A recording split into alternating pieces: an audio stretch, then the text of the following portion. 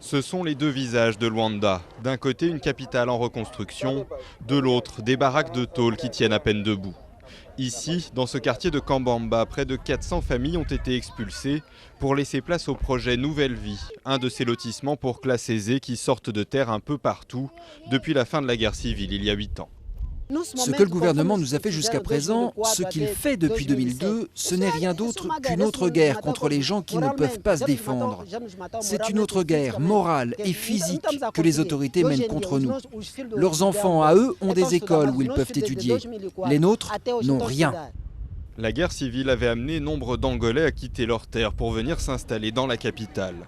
Cette fois, c'est la croissance économique vertigineuse du pays qui menace ces oubliés du développement, très loin de profiter des ressources pétrolières qui font de l'Angola le premier producteur d'Afrique avec le Nigeria. Comme Feliciana, la plupart des expulsés ont reconstruit tant bien que mal un semblant de foyer, à quelques dizaines de mètres à peine du chantier. Je n'ai pas de mari, j'ai dû tout reconstruire moi-même. J'ai pris les morceaux de tôle que je trouvais pour construire ma maison.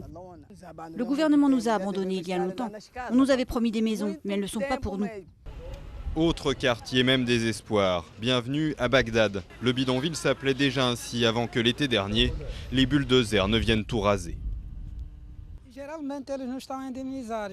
La plupart du temps, nous ne sommes pas indemnisés. La municipalité se moque de nous. Elle nous donne 500, 1000, parfois 3000 dollars pour nos maisons. Ce n'est pas assez. Les autorités locales qui n'ont pas donné suite à nos demandes d'interview considèrent ces habitants comme des hors-la-loi, puisqu'ils ne possèdent pas de titre de propriété. Quelques associations se battent, elles, pour que les 15 000 expulsés soient relogés correctement.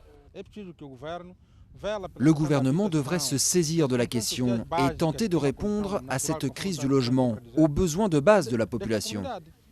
Le gouvernement ne s'occupe de la population que quand il y a des élections. Ce n'est pas bien.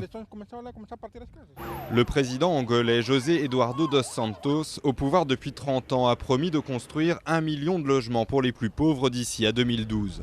Mais pour l'instant, les habitants de Bagdad vivent toujours dans un champ de ruines.